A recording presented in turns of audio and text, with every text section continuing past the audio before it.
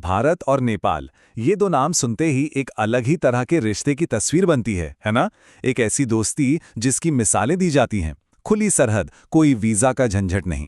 लेकिन आजकल कुछ ठीक नहीं है। वही सरहद जो कभी दोस्ती का प्रतीक थी, अब एक टकराव का मैदान बन चुकी है। तो सवाल यही उठता है कि आखिर ऐसा क्या हुआ? सदियों पुरानी ये दोस्ती सीमा पर इस लड़ाई में कैसे तब्दील हो गई?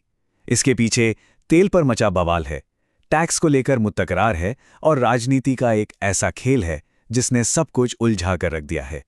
चलिए इस पूरी कहानी को परत दर परत समझने की कोशिश करते हैं।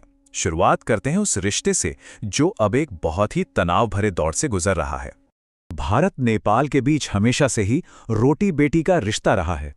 लेकिन अगर आज हम उत्तर प्रदेश के नौतनवा और सोनोली बॉर्डर पर जाकर देखें तो तस्वीरें कुछ और ही कहानी कह रही हैं। जहां पहले अपनापन था, आज वहां गाड़ियों की मीलों लंबी कतारें हैं, हवा में एक तनाव है और लोगों के चेहरे पर साफ गुस्सा दिखाई देता है। तो आखिर इस तनाव की सबसे बड़ी और ताज़ा वजह क्या है? वजह है ईंधन। जी हां, फ्यूल को लेकर एक जंग छिड़ गई है। सारी गड़बड़ तब शुरू हुई जब नेपाल ने अचानक डीजल के दाम एक झटके में 33 रुपये प्रति लीटर बढ़ा दिए।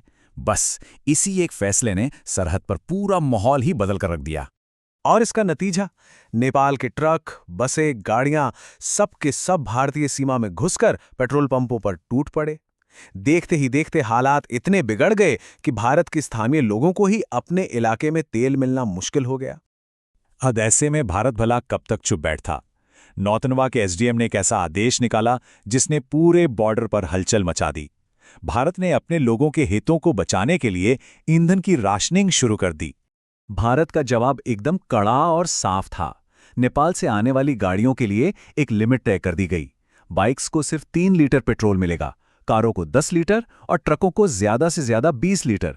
ये एक सीधा संदेश था कि हमारे नागरिकों के हितों से कोई समझौता नहीं किया जाएगा।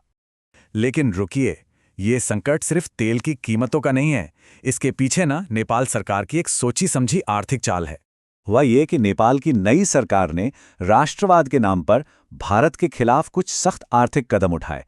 भारत से जो भी सामान नेपाल जाता है उस पर कस्टम ड्यूटी, जिसे वहां भंसार कहते हैं, उसे बहुत ज्यादा बढ़ा दिया। मकसद साफ था, भारत पर आर्थिक दबाव डालो और अपने घरेलू बाजार को बढ़ावा दो। सिर्फ इतना ही नहीं, भारत से नेपाल जाने वाली गाड़ियों पर एक नया चार्ज भी लगा दिया गया। 2 व्हीलर पर 200 नेपाली रुपए, 3 व्हीलर पर 400 और 4 व्हीलर पर 600 रुपए का नया शुल्क। और तो और एक नियम ऐसा आया जिसने सबको चौंका दिया। 100 रुपए से ज्यादा कीमत का कोई भी सामान अगर भारत से ला रहे हैं तो उस पर टैक्स देना ही पड़ेगा।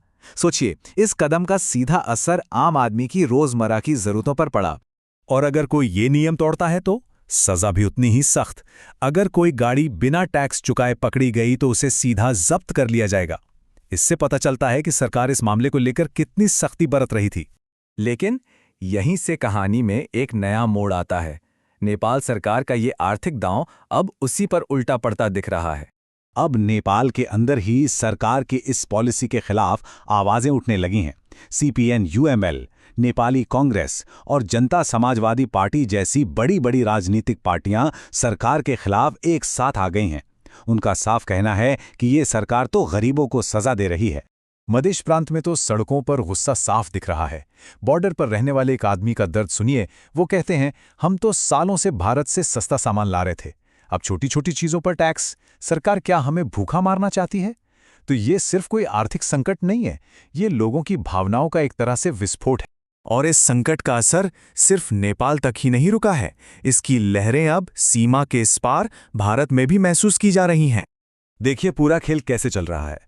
नेपाल ने कस्टम ड्यूटी बढ़ाई, नतीजा नेपाली ग्राहक भारतीय बाजारों से गायब हो गए। अब इसका असर यह हुआ कि भारत के सीमावर्ती बाजारों का व्यापार ठप होने की कगार पर है। और यह असर सिर्फ छोटी मोटी दुकानों तक नहीं है, बल्कि दिल्ली और पटना जैसे बड़े थोक बाजारों तक इसकी तपिश महसूस की जा रही है। तो आज भारत नेपाल की सरहद एक ऐसे चौराहे पर आके खड़ी हो गई है जहां से आगे का रास्ता बहुत धुंधला नजर आ रहा है। बॉर्डर पर जो भी हो रहा है वो सिर्फ एक पॉलिसी को लेकर विवाद नहीं है, ये एक चेतावनी है। ये हमें दिखाता है कि कैसे बड़े बड़े राजनीतिक फैसले जमीन पर आम लोगों की जिंदगी को सीधे तौर पर प्रभावित करते हैं। तो फिलहाल सरहद पर सवाल हैं, लंबी लंबी कतारें हैं और एक अनिश्चितता का माहौल है। अब देखना ये होगा कि क्या नेपाल अपनी इस नीति में कोई बदलाव करता है या फिर दोस्ती की जगह ये टकराव और भी गहरा होता चला जाएगा। इसका जवाब तो खैर आने वाला वक्त ही बताएगा।